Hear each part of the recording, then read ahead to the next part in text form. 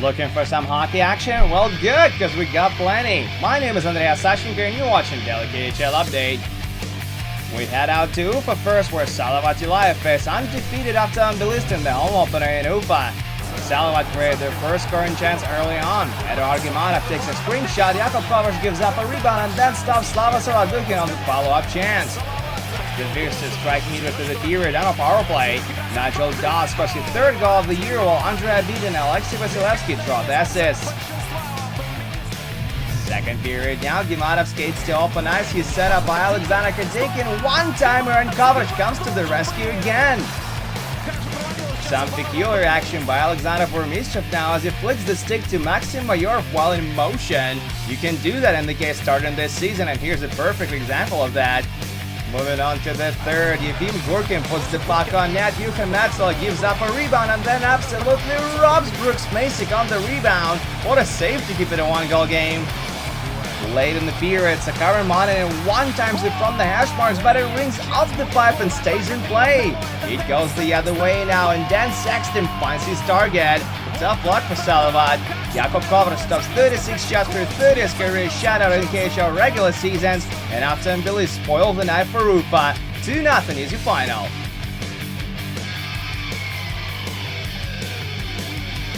We're now in Minsk, Belarus, where Dynamo defend the ice against Sibir. Belarus team gets on the board 4.5 minutes in. Shane Green scores his first goal of the year in his first game, and it's against his former team. A pretty sweet deal, 1-0 Dynamo. Sibir get back even late in the period as they convert on a power play. Yurki Yakipaka with the setup and Mikhail Ruachama with the deadly one-timer.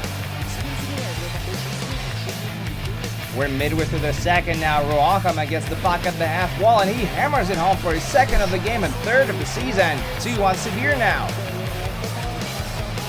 Third period, Sibir are back on a power play and they convert on it again. This time it's Igor Milovzorov who finds the back of the net. Former KHL All-Star scores his fourth goal and it's 3-1. Dynamo battle till the end though and get a goal back with the extra attacker late in regulation. Marc-Andre Grana and it puts it on net and it deflects in past Harry Sattery. But that's as close as they can get on this one.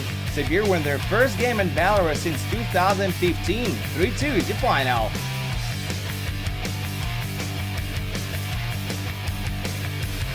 And now to Yaroslavl for a huge game between Lokomotiv and Dynamo Moscow. Home team breaks the deadlock late in the opening period.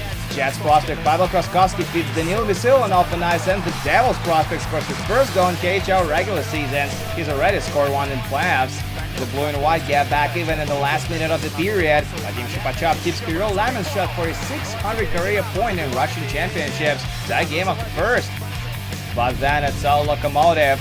8 minutes into the second, Stepan Zanikov passes Denis Alexeyev, and Alexeyev beats Alexander Yermenko. Alexeyev is banged up on the play though, and he did not return to action after that. That doesn't stop Loko from getting another one 30 seconds later. Anton Lander takes a shot from behind the goal line and catches Yermenko off guard. It's 3-1 home team now. Third period, Loko on a power play. Flames prospect Rushan Ratikov gets the puck on open ice and sends it in for his first of the year.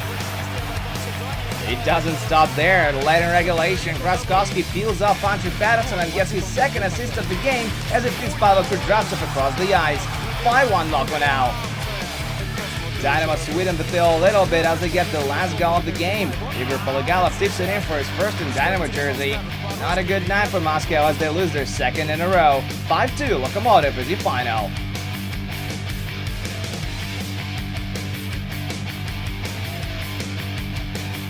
We go to Russian capital for our next bout. It's between Spartak and Dynamo Riga. They pick it up from the second. Dynamo get on the board as Lithuanian defenseman Neris Alishauskas fires it home from the blue line for his second of the year. Nice clapper. Soon after that, Spartak go on a power play and Andrei Kadekin sends a bomb past Christos Gudlevskis. Tie game. The red and white get on the lead less than a minute later. Iotel Aluev redirects Maxim Goncharov shot for his third of the year. This one comes on a goalie penalty call.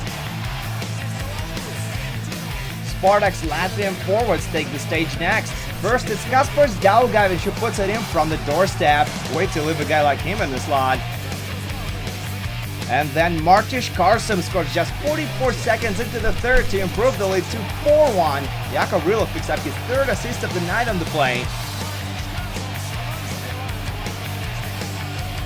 Riga still pulled Godlewski's late in regulation, but nothing good comes out of it. Captain Anatoly Nikantsev gives the puck to Robin Gonzal and he scores on the empty net. Spartak take it 5-1 on home ice and soar to second spot in the conference.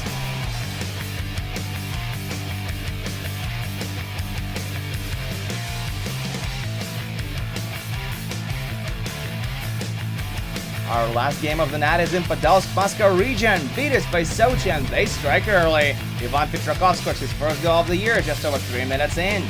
The Leopards led it only in the third period. Robin Rosen scores his second of the year while Maltis Trombal and Morgan Ellis draw the assists.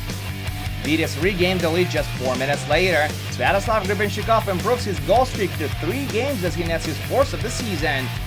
Sochi level it again a few minutes later as 19-year-old Mikhail Gordeev scores his first career KHL goal. This one is tied at 2 and goes to the shootout.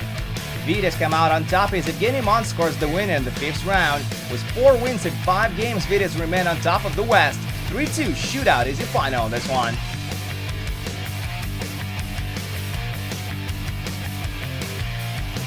And that's it for the KHL update, but do come back tomorrow for 4 more games, including Akbar's Metallurg and of course SKA St. Petersburg versus Red Army.